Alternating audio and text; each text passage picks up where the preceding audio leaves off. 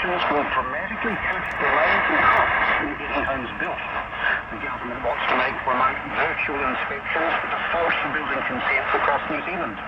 Building and Construction Minister Chris Peck says in-person inspections can take too much time and add to the cost of building consents.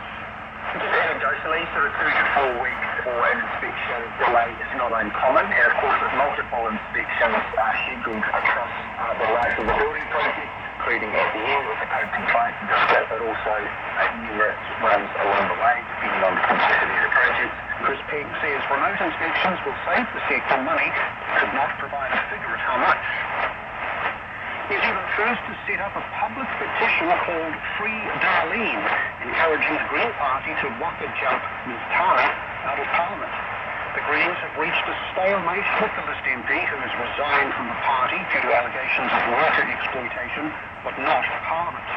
Green Party co-leader Chloe Squabrick has not ruled out using the waka jumping legislation to remove Ms Tana, saying all options are on the table. Former Green MP and now political commentator Gareth Hughes says using it now would go against decades of Green opposition to it.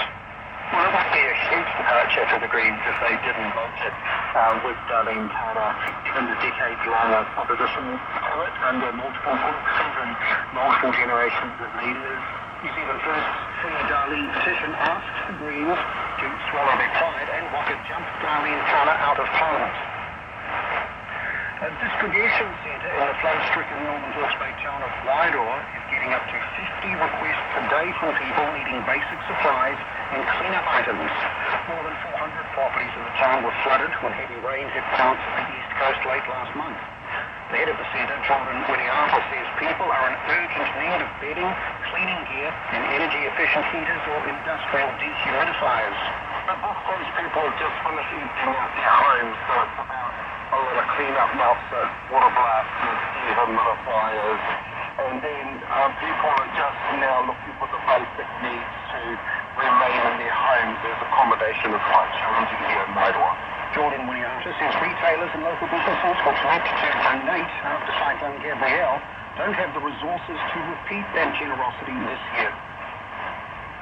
A woman accused of using a metal rod to assault an Auckland teenager on a bus has been granted interim name suppression and remanded in custody.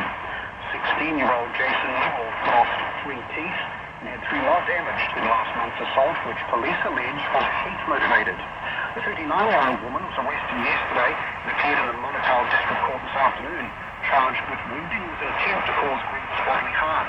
She's expected to reappear next week. An Auckland man and woman had been banned from owning animals for 5 years after the SPCA found a starving dog chained to its kennel in their backyard.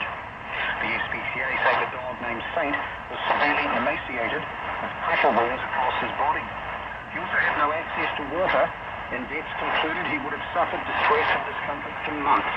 In the Auckland District Court, the pair pleaded guilty to failing to alleviate any unreasonable or unnecessary pain or distress being suffered by an animal. They were sentenced to periods of supervision and intensive supervision, as well as being banned from owning a pet. Ukraine is observing a day of mourning after a fresh wave of Russian missile strikes killed at least 41 people and left 166 injured. One of the missiles hit a children's hospital in the capital, Kyiv, killing more than 30 people. Russia denies targeting civilian infrastructure. Is the BBC's Steve Rosenberg. The Russian military said what it normally says: we do not target civilians, we did target military industrial sites and air bases, and as for the destruction in Kiev, it blamed that on a Ukrainian air defense missile. Now, Ukraine insists that it's a remnant of a Russian cruise missile.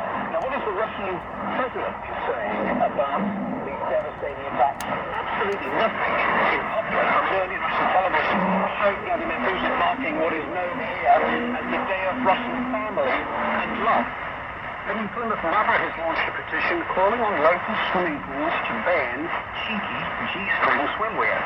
Amy Dixon believes G-strings are inappropriate in a shared space. She says community members like her who feel uncomfortable about people wearing skimpy G-strings should have a voice. The Plymouth Council has said it doesn't anticipate making any changes to rules around swimwear and that it has not received any other complaints about G-strings. In sport, New Zealand tennis sensation Wu Sun will play the biggest match of her career when she plays in the quarterfinals of Wimbledon late tonight. Sun is making New Zealand's history at Wimbledon as the first woman to reach the top 8. She'll play Donna Vekic, the world number 37 from Croatia, and is taking it all in her stride. Vekic is obviously an experienced player. She's been on tour for a long while, and I'm gonna just prepare my best, give my all. The quarterfinal starts at midnight. The Highlanders have announced that former All Black and Japan coach Jamie Joseph will coach the Super Rugby Pacific side next year.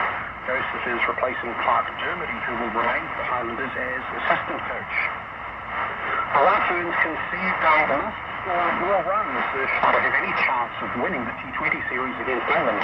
New Zealand trails 1-0 in the 5-match contest following a 59-run loss in the opening T20. The teams meet for game 2 tomorrow morning, and the White Ferns bowler Jess Kerr says they've talked about how they can take on the England bowlers. They're all quite different with how they do both, so I think looking